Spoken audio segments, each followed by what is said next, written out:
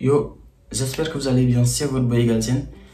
Alors, aujourd'hui on va parler de deux sujets très importants. On va parler de la rentrée de janvier et ensuite on va parler des écoles privées. Enfin, on va faire l'inverse. On va commencer par les écoles privées et ensuite on va parler de la rentrée de janvier. C'est important parce que j'ai eu la question plusieurs fois, des gens qui me disent ouais, est-ce que je peux postuler dans des écoles privées? Est-ce que je peux toujours venir en France au mois de janvier? On va essayer de répondre tout ça. C'est parti. Générique.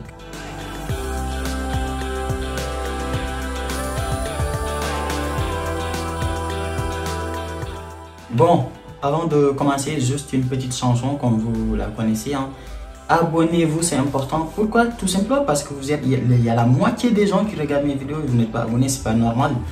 Je vous demande rien de plus. Moi, la seule chose que je vous demande en contrepartie des vidéos, en contrepartie des réponses que je vous donne sur Instagram, sur les commentaires, etc. Tout cet effort que je fais là, la seule chose que je vous demande en retour, c'est de vous abonner. 48% des gens qui regardent les vidéos, la moitié, c'est-à-dire qu'aujourd'hui, s'il y a 10 personnes qui regardent les vidéos, les 5 sont abonnés, les 5 ne sont pas abonnés. S'il y a 100 personnes qui regardent les vidéos, les 50 sont abonnés, les autres 50 ne sont pas abonnés. Pourquoi vous regardez les vidéos? Abonnez-vous. Donc voilà, c'est tout ce que je vous demande. Et si vous voulez mettre des likes de temps en temps, partagez si vous avez envie. Mais ça, ce n'est pas grave. La seule chose, c'est de vous abonner. Donc voilà, c'est parti. Bon, pour commencer, voilà, les universités privées, je n'en parle pas souvent dans mes vidéos, vous l'avez remarqué. Tout simplement parce que c'est trop cher. Et aussi, c'est trop cher. Et ensuite, c'est trop cher. Les universités en France, sincèrement, si vous trouvez une université française privée à moins de 3 000 €, je vous conseille vraiment de vous renseigner sur la fiabilité, sur son existence, sur le fait que si elle est reconnue par l'État ou pas. Je sais pas si c'est français ce que j'ai dit. Donc voilà, je vous conseille vraiment de vous renseigner sur l'université. Vraiment, si vous trouvez une université privée à moins de 3 000 €. Donc, pourquoi les universités privées? Tout simplement parce que ça peut être une alternative, on va pas se mentir. Sur Campus France, vous avez que 7 choix. Et 7 choix, on sait tous que c'est pas beaucoup. Avant, c'était 15 choix, maintenant ils l'ont baissé à 7 choix. 7 choix, c'est pas vraiment beaucoup. Vous pouvez passer à côté très rapidement et vous perdez 75 000 francs CFA pour rien du tout. Les universités privées, ça peut être voilà, une alternative qui va vous permettre d'avoir un peu plus de choix. Parce qu'avec les universités privées, il n'y a pas de limite en fait.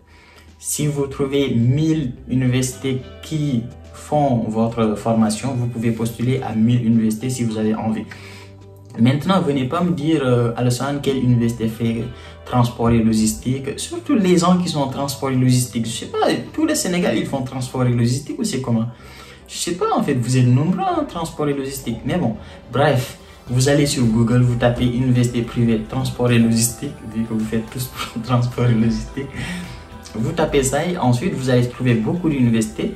Bah, vous prenez l'université, vous tapez dessus, vous regardez si vous allez les trouver par exemple sur les sites comme étudiant.fr, Studairama, genre des sites comme ça qui sont vraiment reconnus en France. Si vous trouvez ces universités-là dans ces sites-là, vous pouvez être sûr que voilà, c'est des universités qui sont reconnues par l'État. Très souvent, c'est pas toutes, mais très souvent, si vous les trouvez dans ces deux sites-là, c'est que c'est des universités qui sont reconnues.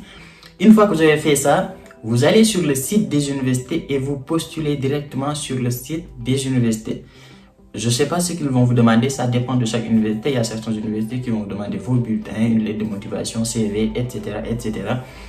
Et une fois que vous avez fait ça, si vous obtenez une acceptation, vous prenez l'attestation d'acceptation qui est donnée par l'université. Vous allez sur le site de Campus France et vous la mettez là-bas sur la partie « Je suis accepté ».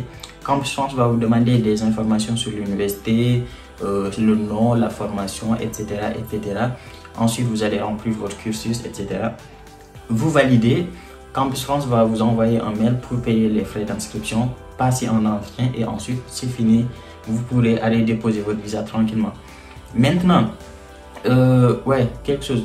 Si vous faites les universités privées et que vous ne faites que les universités privées, je précise bien, les personnes qui n'ont pas envie d'aller dans les universités publiques, vous ne postulez à aucune université publique, vous n'êtes pas obligé de faire la partie je suis candidat avec choisir des universités, rédiger des lettres de motivation, rentrer vos bulletins, etc., etc.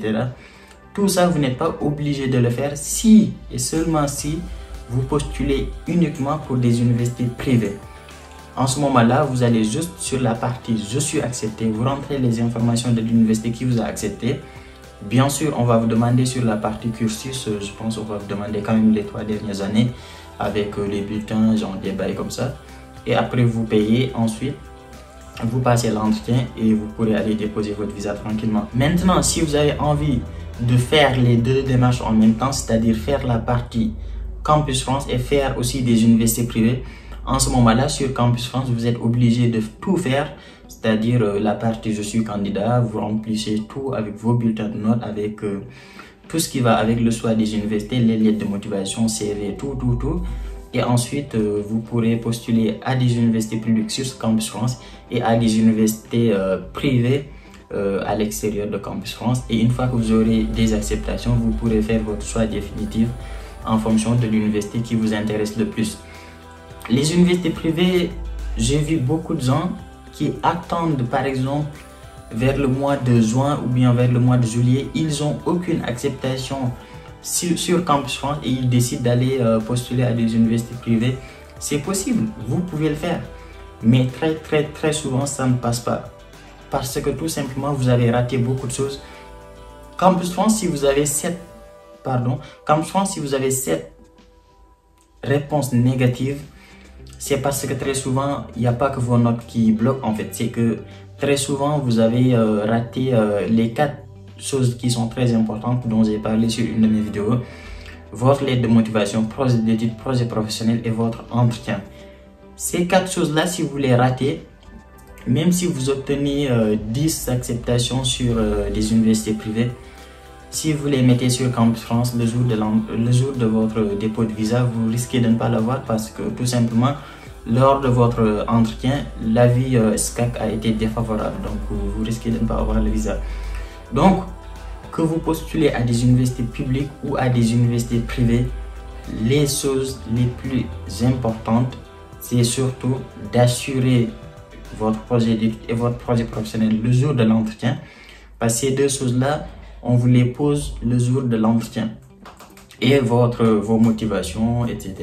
Autre chose, si vous faites les deux démarches en même temps, si vous faites Campus France et les universités privées en même temps, vous ne payez qu'une seule fois. Les frais de dossier, vous payez une seule fois sur Campus France. Et l'entretien, pareil, vous passez un seul entretien avec Campus France. Et c'est cet entretien-là qui sera retenu pour les universités privées et qui sera retenu également pour les universités publiques. Donc voilà tout ce que j'avais envie de dire sur les universités privées. Je pense que vous avez compris. Maintenant, pour la rentrée de janvier, c'est lié, les deux questions sont liées. Pour la rentrée de janvier, c'est très simple.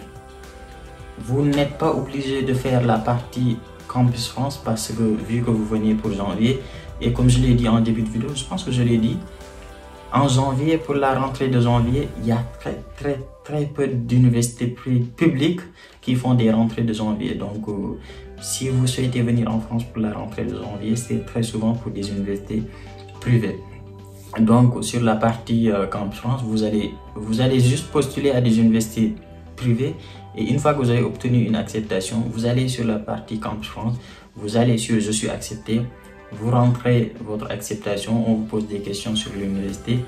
Ensuite, voilà, on va vous demander votre cursus, je pense. Vous validez et après, vous allez payer les frais de dossier.